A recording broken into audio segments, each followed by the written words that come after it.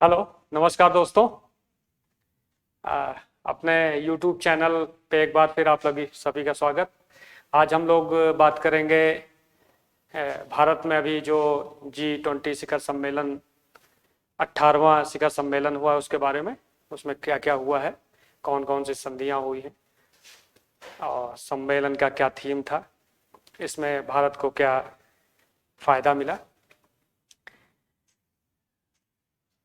भारत में जो नई दिल्ली में G20 शिखर सम्मेलन अभी संपन्न हुआ है वो 9-10 तारीख को नई दिल्ली में प्रगति मैदान में भारत मंडपम जो अभी नया बना है उसमें G20 शिखर सम्मेलन हुआ, जिसमें G20 के जो सदस्य देश हैं वो सभी सम्मिलित हुए।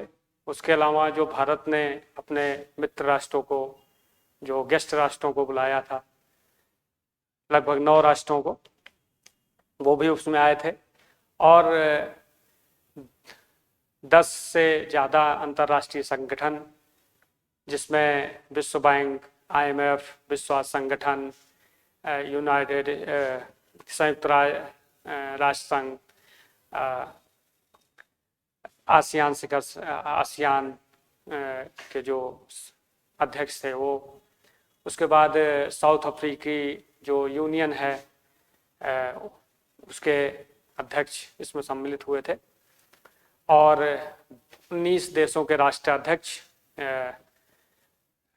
America, Canada, Britain, Brazil, France, Germany, Italy, Saudi Arabia, Bharat, Indonesia, Australia, Japan, दक्षिण कोरिया के राष्ट्राध्यक्ष, स्पेन, इटली, इन सब देशों के राष्ट्राध्यक्ष और यूरोपीय यूनियन के अध्यक्ष।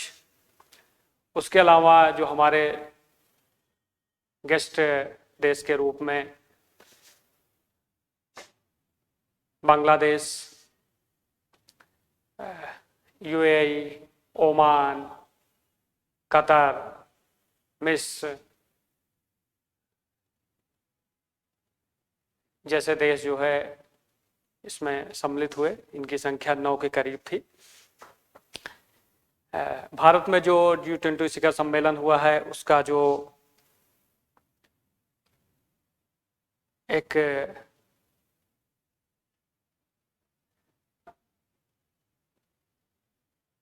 मतलब भारत में जो G20 शिखर सम्मेलन हुआ उसमें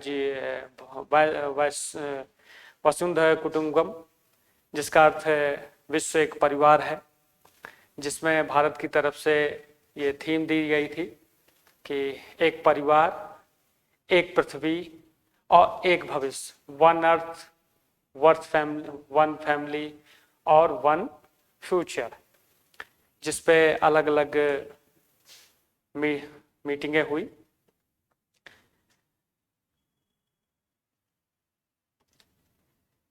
इस जो संगठन जो मीटिंग हुई थी उसमें काफ़ी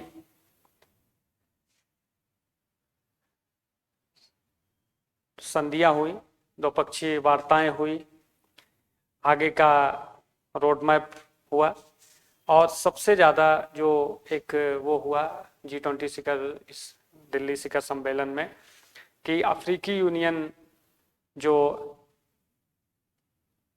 यूनियन था 55 देशों का, साउथ अफ्रीकी यूनियन है जिसमें 55 देश हैं, उसके अफ्रीकी यूनियन को भी G20 में 21वें सदस्य के रूप में दिल्ली शिखर सम्मेलन में उसको स्थायी सदस्य के रूप में शामिल किया गया, जो भारतीय प्रधानमंत्री के द्वारा प्रस्ताव रखा गया और सभी सदस्य देशों ने एक स्वर में इसका अनुमोदन किया, जिसकी वजह से अफ्रीकी संघ AU को भी स्थायी सदस्य के रूप में दिल्ली शिखर सम्मेलन में स्थायी सदस्यता प्रदान की गई। अफ्रीकी संघ को G20 में शामिल करने से वैश्विक व्यापार, वित्त और निवेश को नई दिशा देने अवसर प्रदान करेगा और G20 के भीतर ग्लोबल साउथ के प्रतिनिधित्व के में वृद्धि होगी, जिसमें ये अहम भूमिका निभाएगा। साउथ अफ्रीकी देश जो गरीब विकास और विकासशील देश हैं, इसकी सदस्यता से उन देशों की आवाज़ भी G20 में मुखर होगी। साउथ अफ्रीकी संगठन को शामिल करने से अफ्रीकी देशों के दृष्टिकोण और विचार और उन पर ध्यान देना संभव हो सकेगा। इसके अलावा G20 शिखर सम्मेलन दिल्ली में वैश्विक जैव ईंधन ग्लोबल बायोफ्यूल अलायंस GBA के ऊपर एक संगठन बनाया गया है, जिसमें भारत के नेतृत्व में और भारतीय प्रधानमंत्री की पहल पर, जिसका उद्देश्य जैव ईंधन अपनाने को बढ़ावा देने के लिए सरकारों, अंतर्राष्ट्रीय संगठनों तथा उद्योगों के गठबंधन को सुनिश्चित करना है, जिसकी वजह से स्वच्छ ऊर्जा की तरफ विश्व का ध्यान आकर्षित होगा और विश्व जो है स्वच्छ ऊर्जा की तरफ अग्रसर होगा।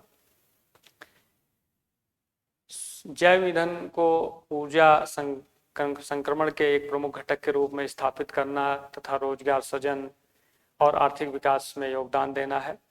भारत के मौजूदा PMGIVWAN, PMG1 योजना और SATAT और गोबर-धन योजना जैसे जैव ईंधन कार्यक्रमों को गति प्रदान करेगा। इसमें अंतर्राष्ट्रीय ऊर्जा एजेंसी के अनुसार शुद्ध शून्य लक्ष्य के परिणाम स्वरूप वर्ष 2050 तक जैव ईंधन क्षमता के 3.5 से 5 गुना की वृद्धि होगी। ये एक स्वच्छ ऊर्जा की तरफ ये महत्वपूर्ण कदम है, जिससे बायोफ्यूल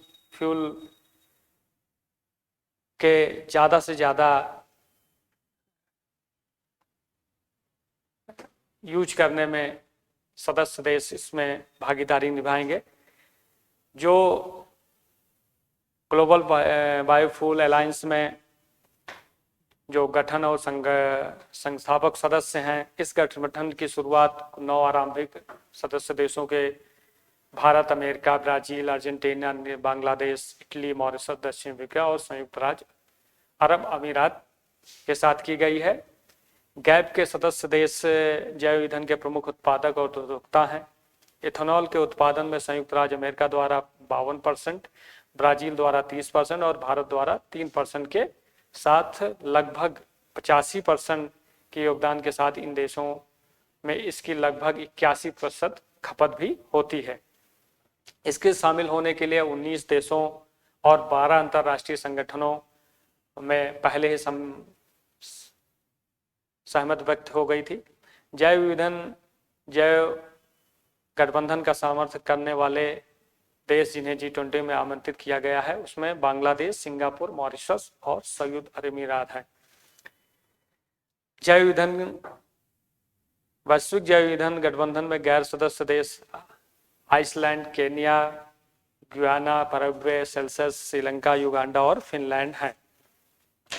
और इस गैप संगठन में अंतर्राष्ट्रीय संगठन विश्व बैंक, एशियाई विकास बैंक, विश्व आर्थिक मंच, विश्व LPG संगठन, संयुक्त राष्ट्र संघ के लिए ऊर्जा, UNIDO, बायोफ्यूल प्लेटफॉर्म, अंतर्राष्ट्रीय नागरिक उड्डयन संगठन, अंतर्राष्ट्रीय ऊर्जा एजेंसी, अंतर्राष्ट्रीय ऊर्जा मंच, अंतर्राष्ट्रीय नवीनीकरण ऊर्जा एजेंसी, विश्व बायोगैस एसोसिएशन, ये सारे संगठन भी इस बायोफ्यूल जो संगठन बनाया गया है बायोफ्यूल के ऊपर, उसमें ये सारे संगठन और देश सम्मिलित हैं।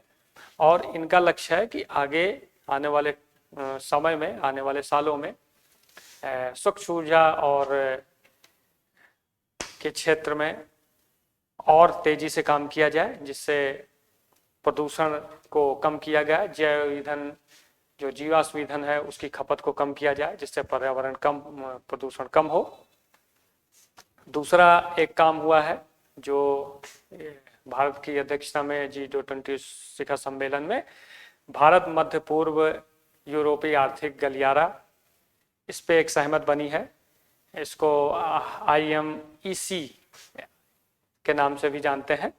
भारत मध्य पूर्व यूरोपीय आर्थिक गलियारा IMEC की स्थापना के लिए भारत, अमेरिका, सऊदी अरब, यूरोपीय संघ, संयुक्त अरब अमीरात, फ्रांस, जर्मनी और इटली की सरकारों के बीच एक समझौता ज्ञापन पर हस्ताक्षर किया गया है। वैश्विक संरचना और निवेश के लिए साझेदारी नामक एक व्यापार पहल का हिस्सा है। PGII को सबसे पहले जून 2021 में ब्रिटेन में आयोजित G7 शिखर सम्मेलन के दौरान पेश किया गया था। इसका लक्ष्य सार्वजनिक और निजी निवेश के संयोजन से माध्यम से विकासशील देशों के बुनियादी ढांचा परियोजनाओं को विस्फोटित करना है। भारत मध्य पूर्व आर्थिक गलियारा भारत, मध्य पूर्व और यूरोप को जोड़ने वाली एक महत्वपूर्ण बुनियादी ढांचा परियोजना स्थापित करना है, जिसे चीन के बेल्ट एंड रोड इनिशिएटिव की प्रतिक्रिया के रूप में भी देखा जा रहा है। यह एक वैकल्पिक बुनियादी ढांचा नेटवर्क प्रदान करता है। जो ये समझौता हुआ है भारत मध्य पूर्व मध्य यूरोप आर्थिक गलियारा, ये 2 पार्ट में बनेगा। पहला होगा जो बंबई से दुबई, जो पानी के रास्ते से जहाज से सामान भेजा जाएगा, और उससे फिर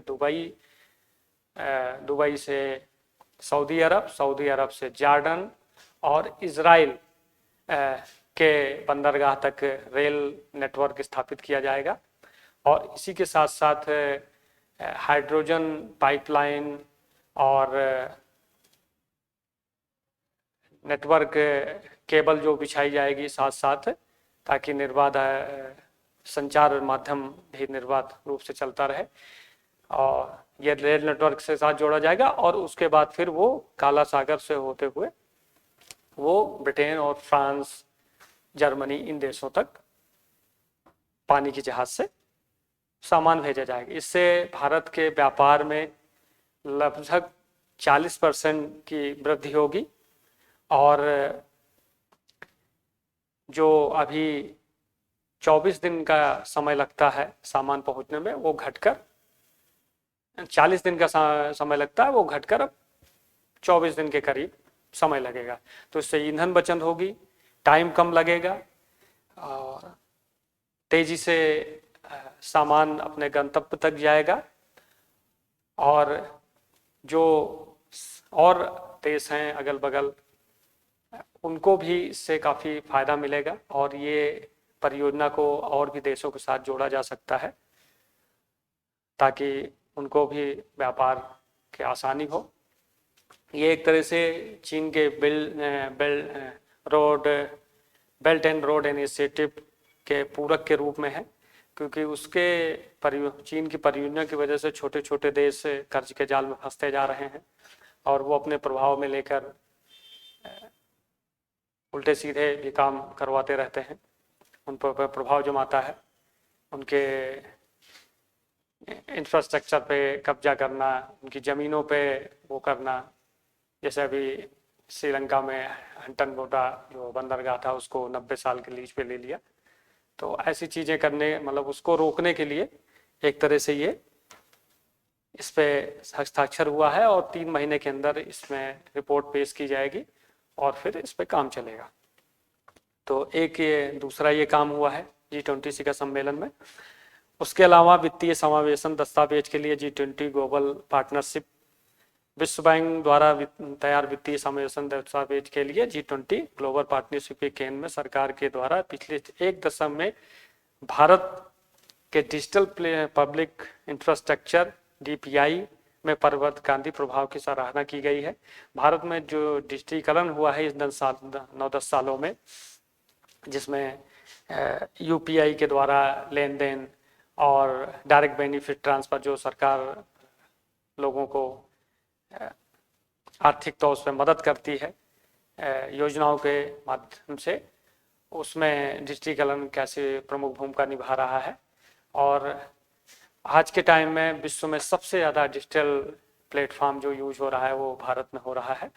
और इसको देखते हुए कई सारे देश इसमें भागीदारी करना चाहते हैं। सिंगापुर के साथ भी इसमें यूपीआई का दुबई, सिंगापुर, फ्रांस जैसे देशों में भी इसको चालू किया जा रहा है।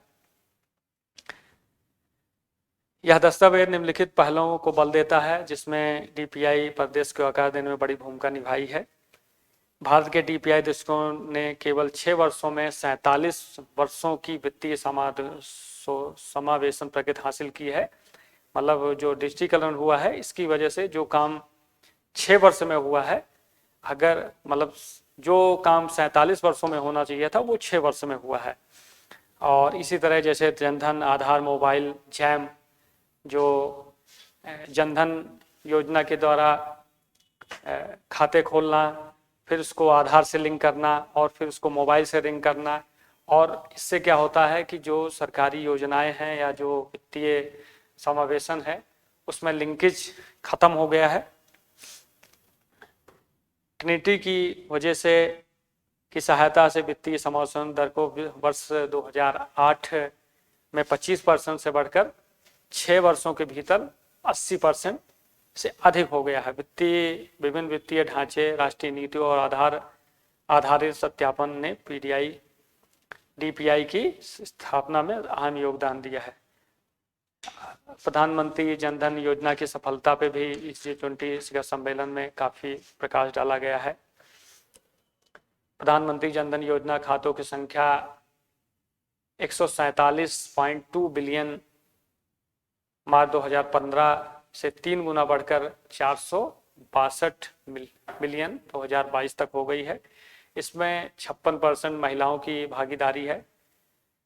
अप्रैल 2023 तक 12 मिलियन से अधिक ग्राहकों को आकर्षित करते हुए प्रधानमंत्री जनधन योजना ने कम आय वाली महिलाओं की बचत को बढ़ावा दिया है। सरकार ने भारत के डिजिटल G2P आर्किटेक्चर ने 53 मंत्रालयों के 312 योजनाओं के माध्यम से लाभार्थियों को 361 बिलियन अमेरिकी डॉलर की सहायता प्रदान की गई है, इसके माध्यम से मार्च 2022 तक 33 मिलियन अमेरिकी डॉलर की कुल बचत की गई है।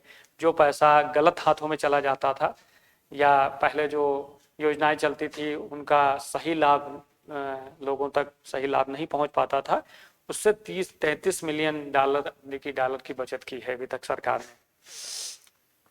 तो इस पे भी जो G20 सदस्य देश है उनका ध्यान आकर्षित हुआ और आगे अन्य देशों पे इस पहल को बढ़ावा देने के लिए बात हुई है।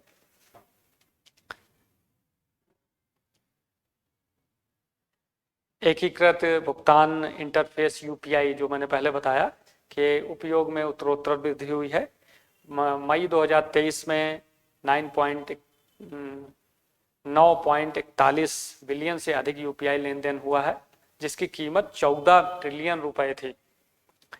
वित्तीय वर्ष 2022-23 में यूपीआई लेन देन भारत की नॉमिनल डीजीपी के 50% के करीब पहुंच गई है। मतलब इतना ज़्यादा डिजिटल ट्रांजैक्शन हो रहा है, जो भारत में सबसे ज़्यादा, विश्व में सबसे ज़्यादा डिजिटल ट्रांजैक्शन होता है। इसका फ़ायदा अन्य देशों को कैसे मिले, इसका भारत में जो डिजिटल ट्रांजैक्शन के इंफ्रास्ट्रक्चर है उसको भी अन्य देशों के साथ बांटने पर सहमत व्यक्त की है।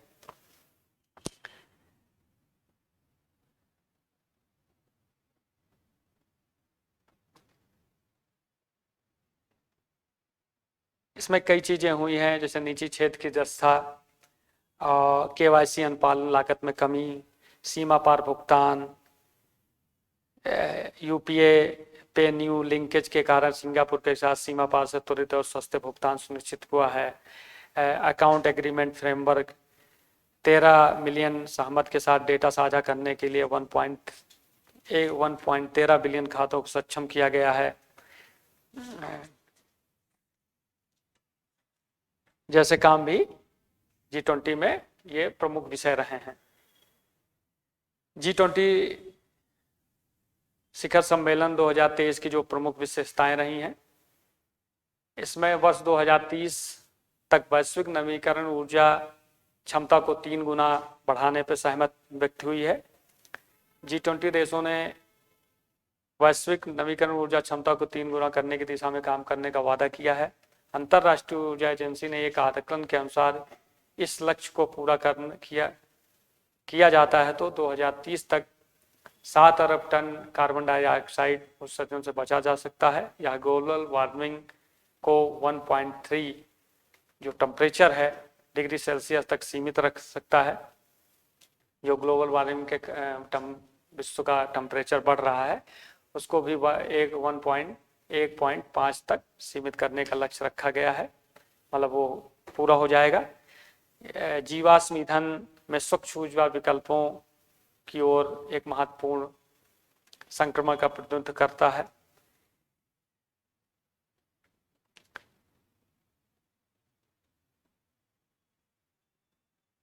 वैश्विक खाद्य सुरक्षा और पोषण की प्रतिबद्धता व्यक्त की है G20 शिखर सम्मेलन में सदस्य देशों ने। G20 के नेतृत्वकर्ता खाद्य और ऊर्जा की कीमतों को सहित बढ़ती कमोडिटी कीमतों, मतलब चीज़ों की जो कीमत बढ़ रही है, जीवन यापन के दबाव में योगदान करते हैं का समाधान करने को महत्व दिया गया है। G20 घोषणा पत्र में मानवीय पीड़ा और यूक्रेन युद्ध के चलते वैश्विक खाद्य ऊर्जा आपूर्ति सुरक्षा, आपूर्ति श्रृंखला, मुद्रास्फीति, आर्थिक स्थिरता पर पड़ने वाले प्रभाव पर भी प्रकाश डाला गया है। G20 देशों ने ब्लैक सी ग्रेन पहल के समयबद्ध और पूर्ण क्रियान्वयन पर आह्वान किया है।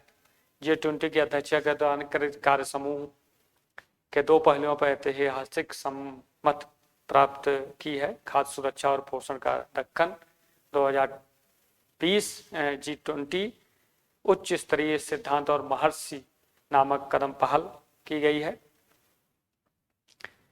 खाद्य सुरक्षा और पोषण पर उच्च स्तरीय सिद्धांतों के साथ 7 सिद्धांतों के अंतर्गत मानवीय सहायता, खाद्य उत्पादन एवं खाद्य सुरक्षा नेटवर्क कार्यक्रम, जलवायु स्मार्ट दृष्टिकोण, कृषि खाद्य प्रणालियों की समावेशिता, एक स्वास्थ्य दृष्टिकोण, कृषि क्षेत्र पर डिजिटीकरण तथा कृषि में जिम्मेदार सार्वजनिक और निजी निवेश को बढ़ावा देने पर भी सहमत व्यक्त की गई है।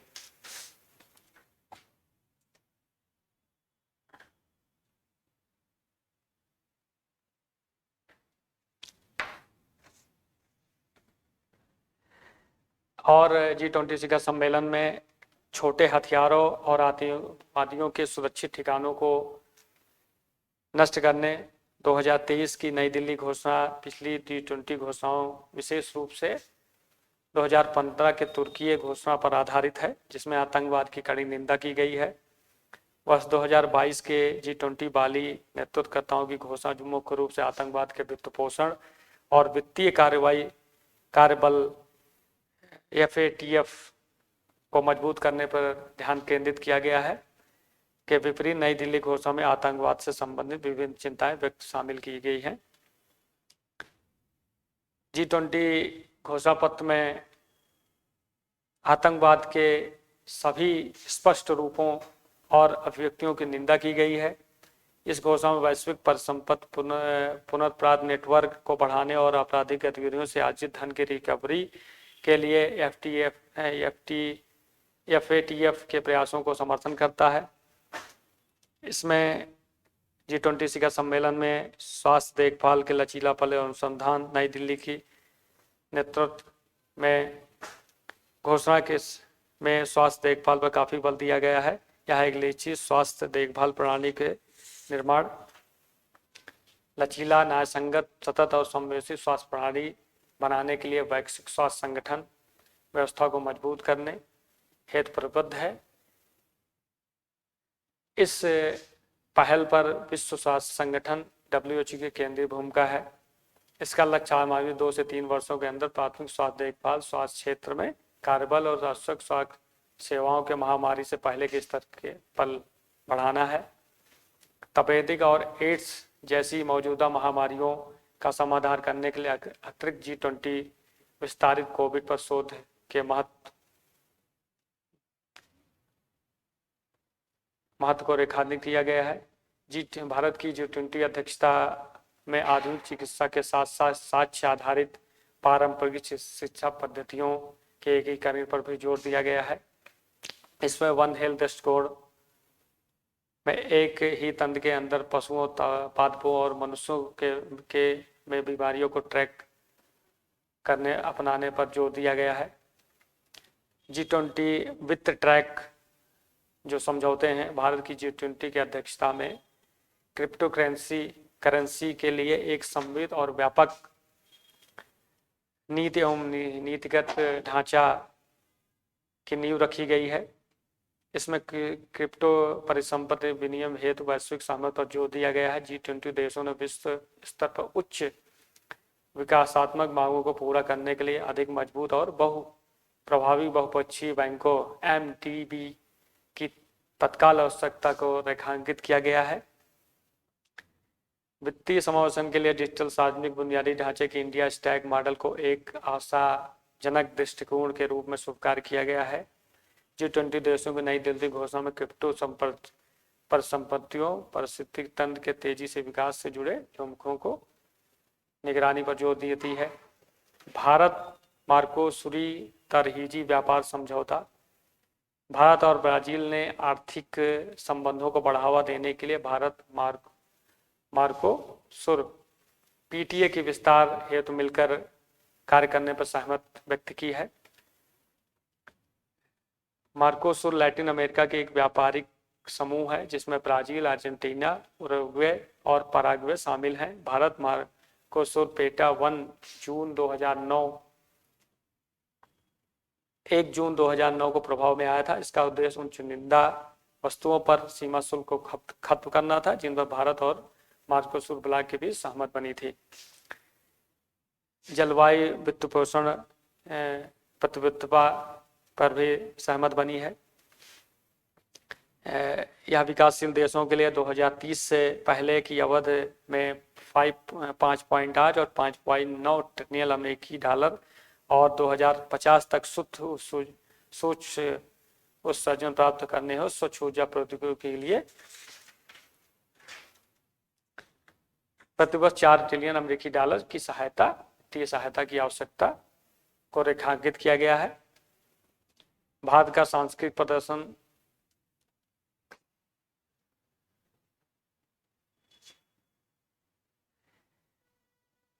भारत के नेतृत्व में जो G20 शिखर सम्मेलन हुआ है, इसमें भारत ने अपनी सॉफ्ट पावर का बेहतरीन प्रदर्शन किया है। अपनी प्राचीन संस्कृत, कला, खान पान, मेहमान नवाजी, इन सब का भरपूर उपयोग किया गया है। विश्व के सदस्य देशों के साथ अपनी विरासत को प्रदर्शित किया गया है। भारत की अध्यक्षता में G20 शिखर सम्मेलन में भारत के लगभग 60 शहरों में पूरे साल भर आयोजित होते रहे हैं सम्मेलन, जिसमें 125 देशों ने भाग लिया और लगभग 1 लाख लोगों ने इसमें सहभागिता की है, जिसका समापन अभी नई दिल्ली में प्रगति मैदान भारत मंडपम में एक भव्य रूप से 9-10 तारीख को इसका शिखर सम्मेलन हुआ, जिसकी अध्यक्षता भारतीय प्रधानमंत्री नरेंद्र मोदी ने की है, जिसमें भारत ने अपनी गौरवशाली परंपराओं, अपने अतीत के जो गौरवशाली चीज़ें थी उनका प्रदर्शन। भारत विश्व को एक परिवार के रूप में देखता है। भारत की पहल पर वन, एक पृथ्वी, एक परिवार और एक भविष्य की थीम पर आयोजित किया गया था। भारत के ही पहल पर साउथ अफ्रीकी यूनियन को G20 के 21वें सदस्य के रूप में सम्मिलित किया गया इसी सत्र में। दूसरा, भारत ने बायोफ्यूल के नेतृत्व में एक बायोफ्यूल के ऊपर एक संगठन का निर्माण किया गया है, जिसमें विश्व में बायोफ्यूल के विकास और उसको कैसे और दे, उसकी क्षमता को और कैसे बढ़ाया जाए, स्वच्छ ऊर्जा के क्षेत्र में कैसे प्रगति की जाए, उस पर एक समझौता ज्ञापन हुआ है, जिसमें America, Brazil, Bharat, Bangladesh, Singapore, Saudi Arabia, इन सब देशों ने उस सदस्य देश हैं जो जैव ईंधन के विकल्प के रूप में प्रस्तुत करता है। और उसके अलावा एक भारत जो इकोनॉमिक कॉरिडोर मध्य यूरोप के ऊपर एक समझौता ज्ञापन हुआ है, जिसमें भारत समुद्री मार्ग से दुबई और दुबई से रेल मार्ग के द्वारा दुबई, सऊदी अरब, जॉर्डन और इजराइल के बंदरगाह तक रेल लाइन बिछाई जानी है। और उसी के साथ हाइड्रोजन पाइपलाइन और संचार नेटवर्क के लिए एक केबल लाइन भी बिछाई जानी है। और उसके आगे फिर जो है पानी वाले जहाज से फिर यूरोप में ब्रिटेन, फ्रांस, जर्मनी, इन देशों में समुद्री मार्ग से सामान भेजने का ये भी एक समझौता हुआ है, जो चीन के बेल्ट एंड रोड इनिशिएटिव की काट के तौर पर है। और मुझे आशा है कि आने वाले समय में जो और भी अगल बगल के और बहुत सारे देश हैं, उनको भी इससे फायदा होगा। खासकर जैसे ईरान है, इराक है, मिस्र है, या फिर तुर्की हो गया, या इसको आगे और ले जाके क्या नाम है, रूस तक, क्योंकि भारत एक और रेल लाइन बना रहा है ईरान से अफगानिस्तान होते हुए। रूस के लिए भी एक इकोनॉमिक कॉरिडोर बन रहा है। तो इससे भारत के व्यापार में उल्लेखनीय वृद्धि होगी।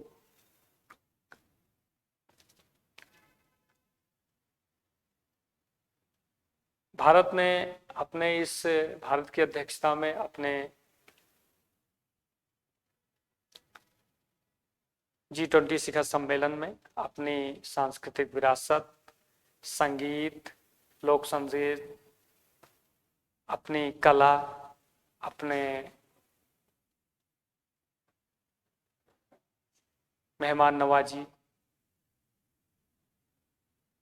से विश्व को रूबरू कराया, जिसकी प्रशंसा सदस्य राष्ट्रों ने के राष्ट्राध्यक्षों ने, वहाँ के लोगों ने की।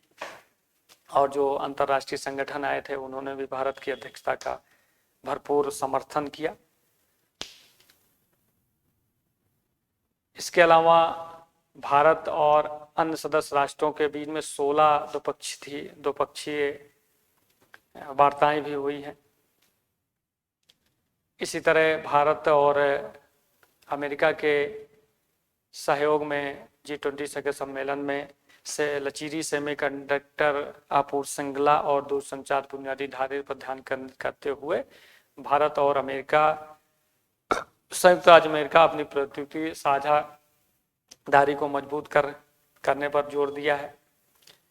भारत चीनी दूरसंचार उपकरणों के उपयोग को कम करने की प्रक्रिया के साथ तालमेल बिठाते हुए अमेरिकी के rip and replace pilot project का समर्थन किया है।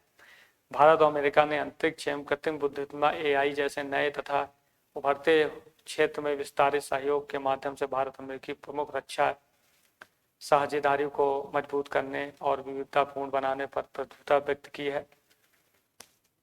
इसी तरह GEF 114 जेट इंजन समझौता हुआ है। अमेरिका ने हाल ही में भारत के साथ GEF 414 जेट इंजन निर्माण के लिए जनरल इलेक्ट्रॉनिक्स एरोस्पेस और हिंदुस्तान एरोनॉटिक्स लिमिटेड HAL के बीच एक समझौता हुआ है, जिससे जेट इंजन भारत में बनाए जाएंगे। ये समझौता भारत और अमेरिका के रक्षा सहयोग का एक बहुत बड़ा कदम है, जो अपने घरेलू रक्षा विनिर्माण क्षमताओं को बढ़ाना देने के लिए और भारत के मेक इन इंडिया पहल को भी समर्थन करता है। तो ये सारी चीज़ें G20 शिखर सम्मेलन में भारत की अध्यक्षता में संपन्न हुई है। भारत ने एक सफल आयोजन G20 का सफल आयोजन किया, क्योंकि इसके पिछले जो G20 शिखर सम्मेलन हुआ था उसमें एक जो संयुक्त घोषणा पत्र होता है वो नहीं लागू हो पाया था, लेकिन भारत ने पहले दिन ही संयुक्त घोषणा पत्र पे सभी सदस्य राष्ट्रों की सहमति ले ली थी और वो पहले दिन ही संयुक्त घोषणा पत्र लागू हो गया था। ये भी भारत की अध्यक्षता में एक अच्छा अभूतपूर्व काम हुआ और इसमें किसी भी तरह का रूस और यूक्रेन जो युद्ध हो रहा है उसका किसी तरह का प्रभाव नहीं पड़ा और अमेरिका रूस जो कॉन्फ्लिक्ट चल रहा है या भारत चीन का जो प्रस्तुता चल रही है उसका किसी भी तरह का प्रभाव इस G20 शिखर सम्मेलन में नहीं हुआ और एक भारत की अध्यक्षता में एक सफल G20 शिखर सम्मेलन हुआ। मुझे लगता है आप लोगों को इसके भारत में संपन्न G20 शिखर सम्मेलन के बारे में काफ़ी कुछ जानकारी हुई होगी।